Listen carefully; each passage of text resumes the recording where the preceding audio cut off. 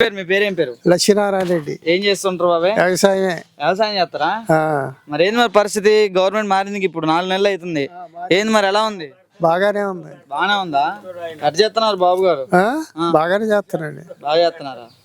Okay.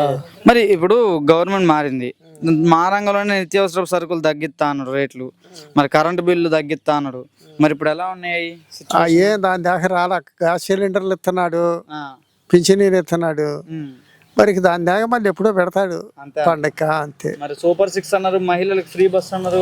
అవన్నీ చేస్తానే మరి వరుసనే చేసుకొస్తాడు. అన్ని హోమాలు చేయాలంటే కుదిరిద్దా? కుదరగా అది. ఓకే. మరి ఇప్పుడు వరదలు ఎలా చేశారు? వరదల్లో మామూలుగా ఈ మాకేం పొలాలే కానీ ఇళ్ళకే దెబ్బలేదు.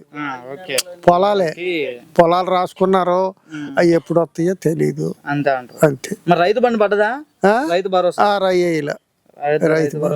రైతు భరోసా మోడీ పడ్డాయి.